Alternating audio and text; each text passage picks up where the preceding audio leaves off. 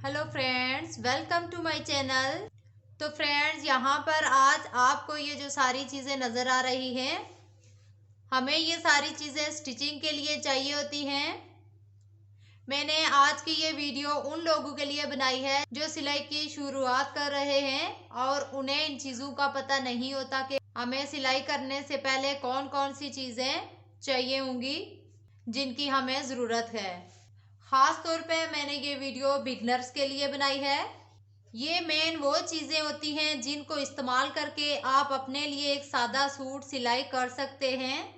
तो friend, video को पूरा वॉच कीजिएगा ताकि आपको अच्छी अच्छी इंफॉर्मेशन मिल सके। तो फ्रेंड्स, अगर हमारे चैनल पे नए हैं तो चैनल को सब्सक्राइब कर दें, वीडियो को लाइक और शेयर करें। अब हम चलते हैं अपनी वीडियो की तरफ। तो फ्रेंड्स, सबसे पहले हमें सिलाई के लिए जो मेन चीज़ हमें चाहिए होगी वो हमारी सिलाई मशीन है। हमारे घर में एक सिलाई मशीन ज़रूर होनी चाहिए जिस पे हम घर के कपड़े आसानी से स्टिच कर सकें। ये हमारा आज 18वां कोर्स है सिलाई का, जिसमें हम आपको बताएंगे कि हमें किन किन चीज़ों की ज़रूरत होती है सिलाई के लिए। हमने अपने इस टॉपिक में आज ऐसी चीज़ें रखी हैं जिनसे आप अच्छे से सिलाई कर सकती हैं। ये सब चीज़ें आपके काम में नीटनेस ला सकती हैं। अब ये जो सारी चीज़ें हैं इनका इस्तेमाल कैसे करते हैं ये सब आज हम आपको इस वीडियो में बताएंगे। अब सबसे पहले मैं इन स्केल्स के बारे में बताऊंगी आपको। ये जो हमारे पास दो अदद स्केल हैं, इनका इस्तेमाल कितना ज़रूरी है ये आपके पास होने चाहिए ताकि आपके काम में नीटनेस आए।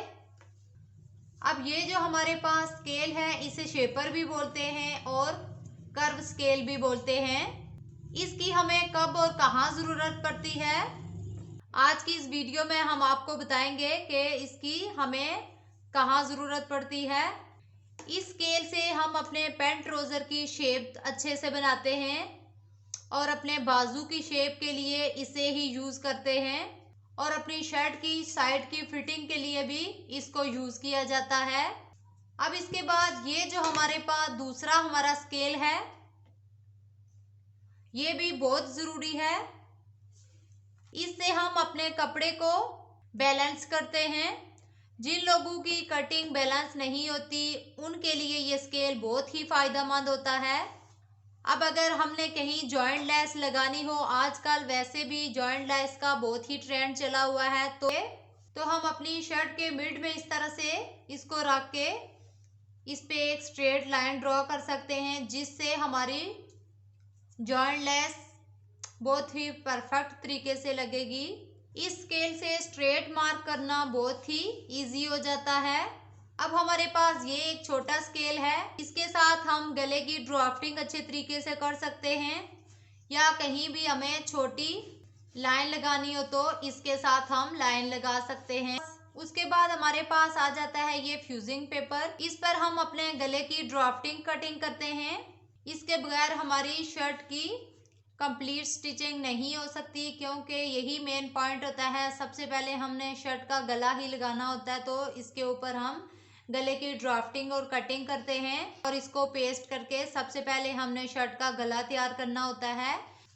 ये भी हमारी स्टिचिंग का बहुत ही ज़रूरी हिस्सा है। अब उसके बाद बारी आ जाती है कैंची की। तो कैंची का होना भी हमारी स्टिचिंग में बहुत ही ज़रूरी है। कैंची जो हमारे पास है वो बिल्कुल तेज़ और परफेक्ट होनी चाहिए ताकि जब हम सूट काटें तो इससे अच्छे से हमारा सूट कटे। अब आ जाती है बारी इंची टेप की। तो बाज़ मेरी बहनों को इंची टेप का यूज़ करना नहीं आता, तो उनके लिए मैं थोड़ा सा समझा देती हूँ कि इंची टेप को यूज़ करने का तरीका क्या है। ये इसका फर्स्ट कॉर्नर होता है, जहाँ से हमें कहीं भी इसका मेजरमेंट करना हो तो इस तरह से इसको कॉर्नर पे रख के इसका मेजरमेंट लेते हैं।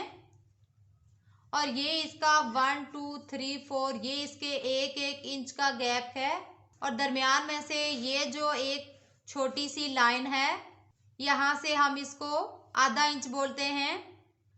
और इसके आगे ये जो दो मज़ीद लाइन ड्रॉ की हुई हैं, यहाँ से हम अपने इंच को 1.25 इंच बोलते हैं। ये जो हमारी आधे इंच के इस लाइन के बाद ये जो दो आगे की तरफ हमारी लाइन है, आधे इंच की लाइन के बाद ये जो हमारी आगे की तरफ 2 लाइंस हैं, इनको हम पौना इंच बोलते हैं।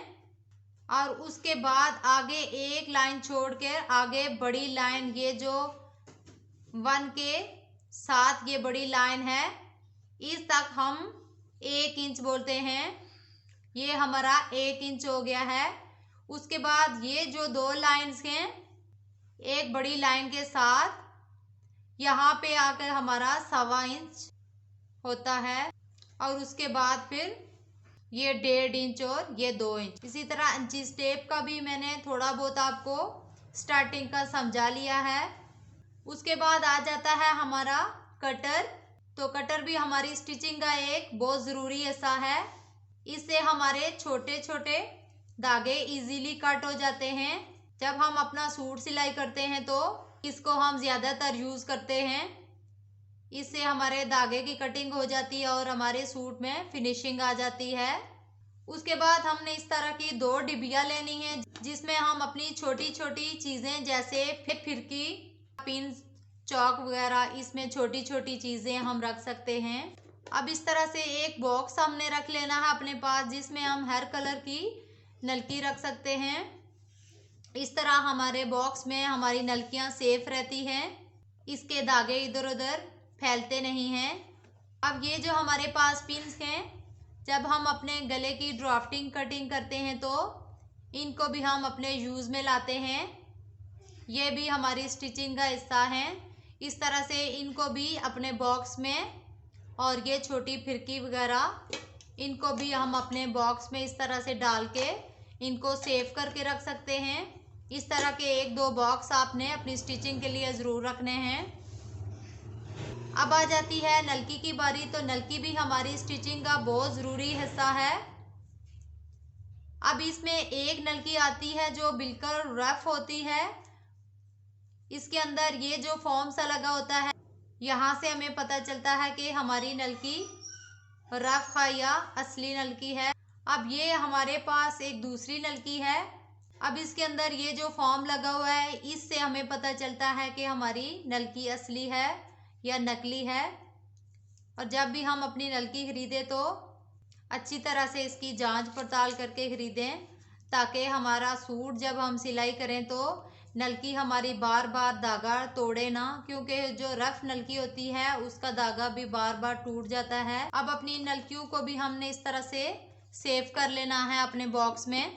अब हमारे पास तुरपाई के लिए इस तरह की छोटी छोटी सुइयां होनी चाहिए। इस तरह के 1-2 पैकेट आप लाके अपने छोटे बॉक्स में रख लीजिएगा सेव करके। और ये जो हमारे पास फुट है, जब हम अपने सूट की पाइपिंग वगैरह करते हैं तो पाइपिंग के लिए ये हमें चाहिए होता है। इसके साथ पाइपिंग हमारी फिनिशिंग के साथ लगती है। ये 2 किस्म के होते हैं, एक राइट वाला फुट होता है और एक लेफ्ट वाला होता है। ये 2 फुट हमारे पास होने चाहिए अपनी पाइपिंग के लिए। और इसी तरह से ये बटन हो। अब हमारे पास इस तरह के 2-3 कलर में चौक होने चाहिए। इन चौक्स को हम जब यूज़ करते हैं तो इनको यूज़ करने का तरीका ये है कि इनको बहुत ही स्मूथ खेंड के साथ यूज़ किया जाता है। जब भी हम अपने निशान वगैरह लगाते हैं तो इस तरह से इसको नहायत ही स्मूथ खेंड के साथ यूज़ किया करें, क्योंकि ये सॉफ्ट से होते हैं, जल्दी टूट जाते हैं। अब जब भी हमने ऐसे राउंड शेप देनी होती है तो इसको नहायत ही स्मूथ हैंड के साथ इसको इस तरह से राउंड शेप दें, ताकि हमारा चौक ज़ाया ना हो। अब इनको भी इस तरह से हम डिबिया में सेव करके रख सकते हैं। अपनी पिन्स वगैरह, बटन वगैरह, फुट वगैरह, छोटी छोटी सारी चीज़ें हम इस तरह से अपनी डिबिया में बॉक्स में सेव करके रख सकते हैं। तो फ्रेंड्स, हमारी आज की क्लास में ये कुछ चीज़ें ज़रूरी थी जो मैंने आपको बताई हैं। तो हमारी आज की वीडियो आपको कैसी लगी? इस वीडियो में हम इसी तरह आपके लिए अच्छी अच्छी वीडियोस वगैरह लेके आएंगे।